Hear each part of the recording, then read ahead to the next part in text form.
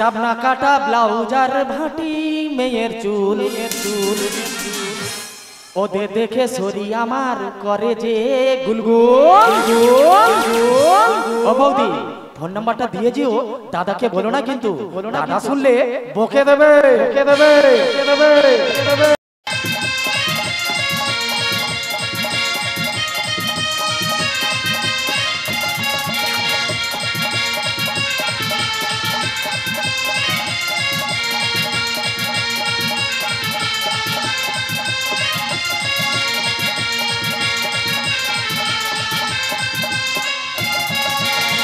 কি বলি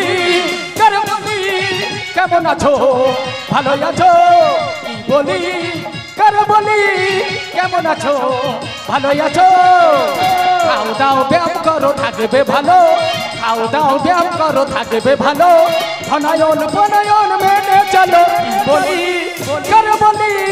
কেমন আছো, ভালো আছো? কি বলি কেমন আছো, ভালো আছো? কেউ করছে নতুন বিয়ে, কেউ পাচ্ছে কষ্ট, আর কলিযুগে বৌদিরা সব করছে সমাজ নষ্ট। আকাশ ঘিরে মেঘ করেছে, সূর্য গেছে পাটে, আর সুযোগ পেলে বৌদি ওঠে কচি দেওয়ারের। দাদা আমার নাম মনু দোলে, কি বলবো আধার কার্ডের নাম এসছে ননু দোলে। সেই থেকে আমার বৌদি আমাকে আর মনু বলে ডাকে না, ডাকে শুধু ননু। দাদা বর্তমানে প্রতি 10 জনের মধ্যে 4 জন অন্তত রোগে আক্রান্ত। তারা যত গাদা ওষুধ খাচ্ছে আর শরীর জরা জীর্ণ হয়ে যাচ্ছে। ওই জন্য বলছি সকাল থেকে সন্ধ্যে পর্যন্ত তোমরা সবাই ব্যায়াম করবে, তাতে তোমার শরীর ভালো থাকবে, মনটাও ভালো থাকবে। তোমাদের বলছি ভালো থাকার কথা, আমি কিন্তু ভালো নেই, কারণ আমার বৌদি সায়নী। কি বলবো দাদা, তার সারা গায়ে শুধু চুলকুনি।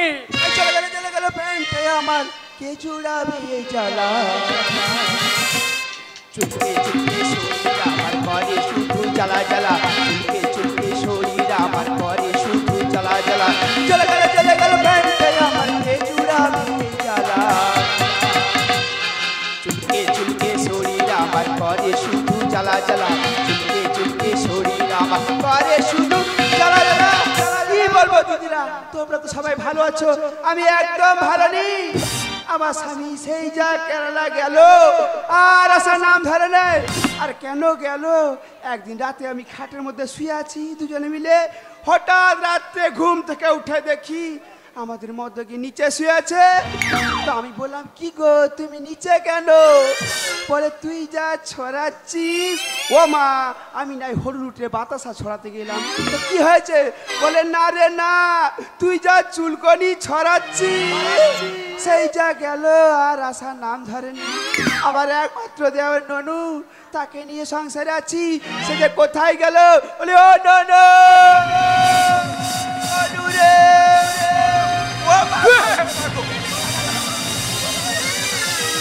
ও ভাই কি হয়েছে? একটু চুলকে দে ভাই।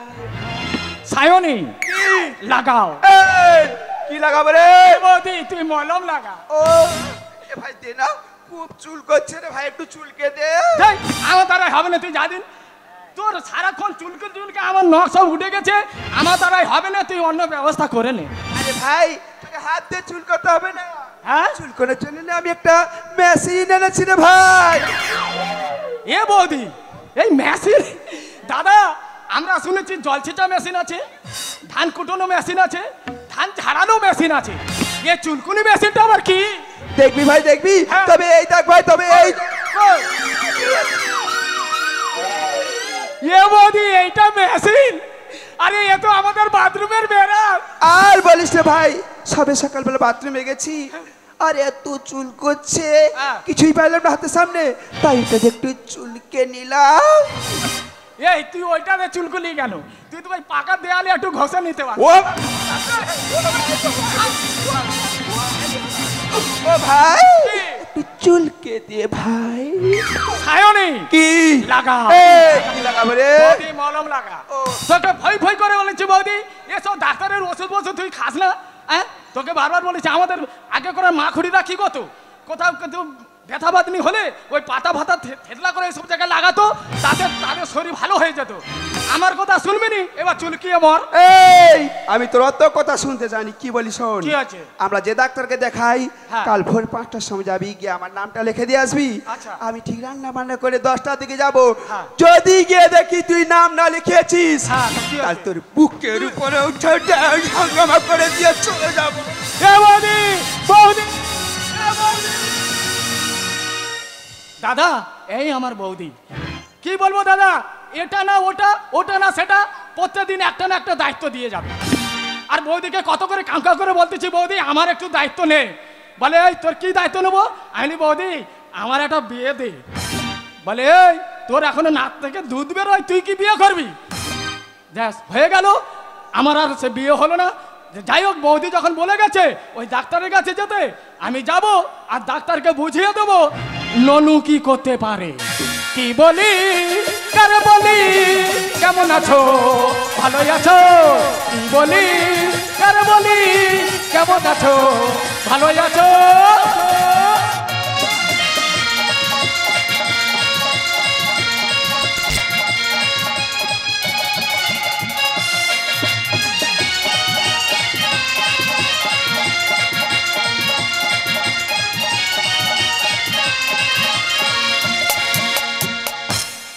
ऐसे दीवानगी देखी नहीं कहीं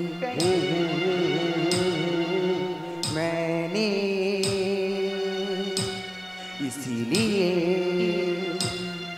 जाने जाना दीवाना तेरा नाम रख दिया, तेरा नाम रख दिया, हाँ रख दिया, तेरा नाम रख दिया। आई बेरिया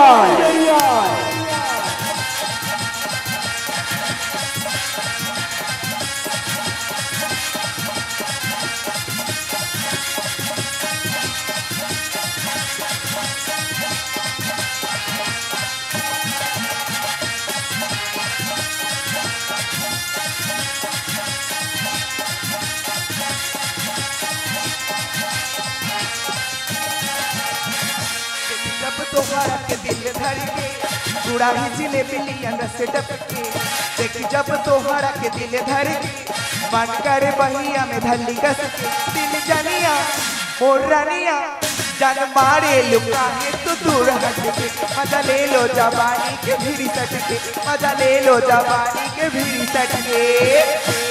hello everyone, my name is miss Jhinuk Sen.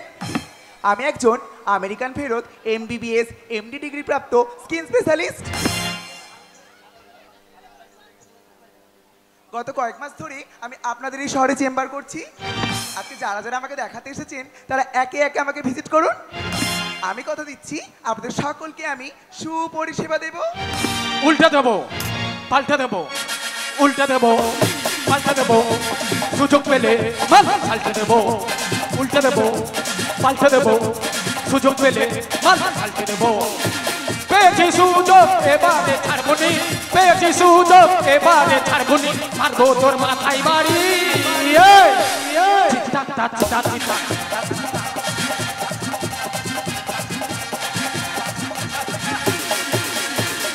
এই হু আর ইউ? আমি ননু। হোয়াট? ননু? এই আবার কোনো নাম হলো? এ দেখ আমার ভালো ভালো নাম হচ্ছে মনু, আমার বৌদি ভালোবেসে ডাকে ননু। সেদিন ননু হোস আর মনু হোস আমার জানা দরকার নেই, এখানে কি দরকার সেটা বল। এই আমি ভাঙবো, কি ভাঙবি? তোর চেম্বার ভাঙবো। What nonsense! তুই জানিস আমি একজন এমবিবিএস ডাক্তার?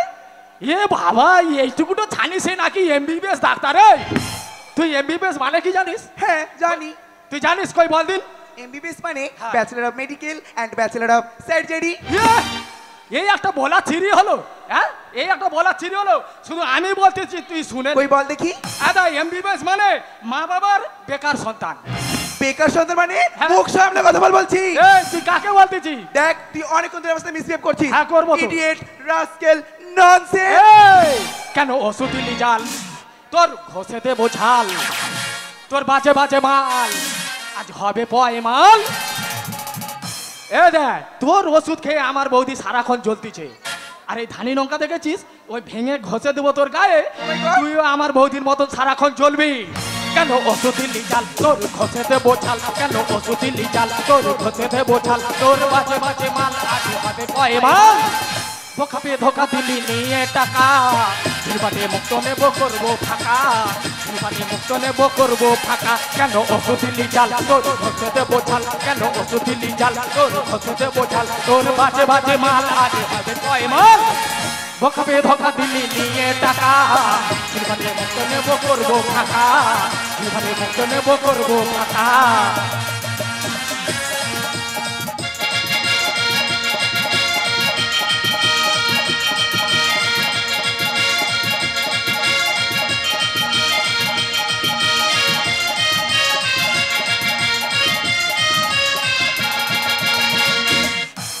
তুই আমাকে ধাক্কা মারলি তোর যা বলার দূর থেকে দাঁড়িয়ে বল এই শুধু তো ধাক্কা মেরেছি আমার মতো অন্য কেউ থাকলে না তোর গায়ে পড়ে আরো ঝগড়া করতো মুখ সামলে কথা বল বলছি এই। না হলে কি করব তুই নিজেও জানিস না এই তুই আর কি করবি দেখবি কি করব এই, তুই কি করবি দেখবি এই, কি করবি তবে দেখ এই কি করবি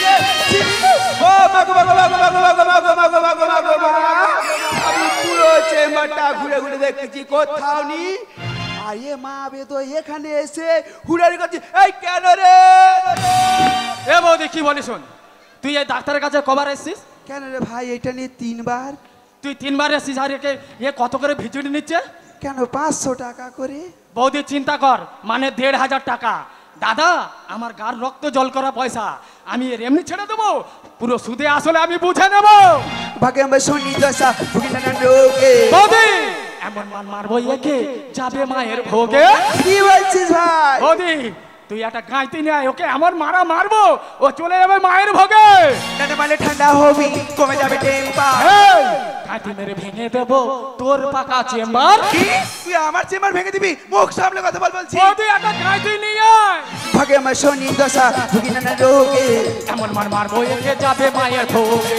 টাটা মালে ঠান্ডা হবি কমে যাবে টেম্পার গাইতে মেরে ভেঙে দেবো তোর পাকা চেম্বার টাকার চোরে আইন চলে সবই টাকার খেলা মানুষ যদি খেপে যাই করে দেবে চেলা টাকার চোরে আইন চলে সবই টাকার খেলা মানুষ যদি খেপে যাই করে দেবে চেলা পকাপে ধোকা দিলি নিয়ে টাকা ছোটপাটে মুক্ত নেব করবো ফাঁকা ছোটপাটে মুক্ত নেব করবো ফাঁকা ছোটপাটে মুক্ত নেব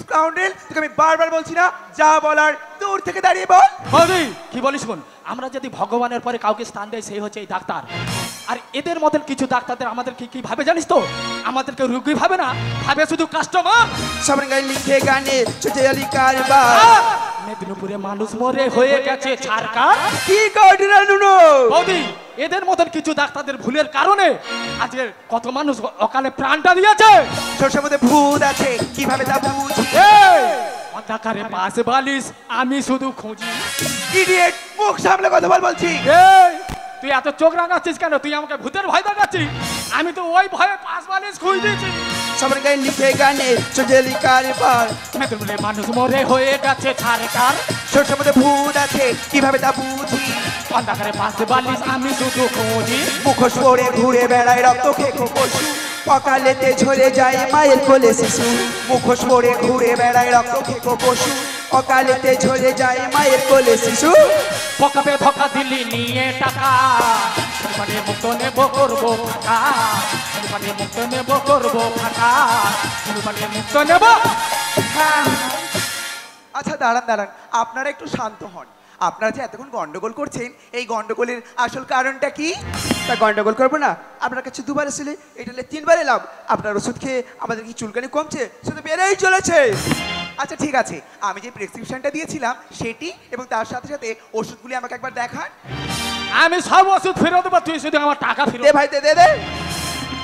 এই নে তোর ওষুধ, আর আমার টাকা দিয়ে আমি বাড়ি চলে যাবো। আচ্ছা ঠিক আছে, আমাকে একবার দেখতে দিন। হ্যাঁ দেখো, ভালো করে দেখো, চেক করে নাও। হ্যাঁ দেখো দেখো।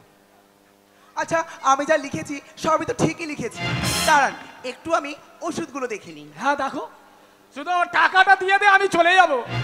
দাদা, গার রক্ত জল করা পয়সা, এর আমি এমনি ছাড়বো, পুরো সুদে আসলে বুঝে নেব। আচ্ছা একটু বলবেন এই ওষুধগুলো আপনি কোথা থেকে নিয়েছেন? কেন, আমাদের পাশের গ্রামে একটি ওষুধ দোকান থেকে। কিন্তু আপনাকে যে ওষুধগুলো দিয়েছে সব ওষুধই জাল।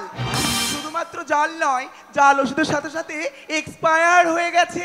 ও ম্যাডাম, এক্সপায়ার মানে কি গো? এক্সপায়ার মানে ডেট ফেল। ও মা গো,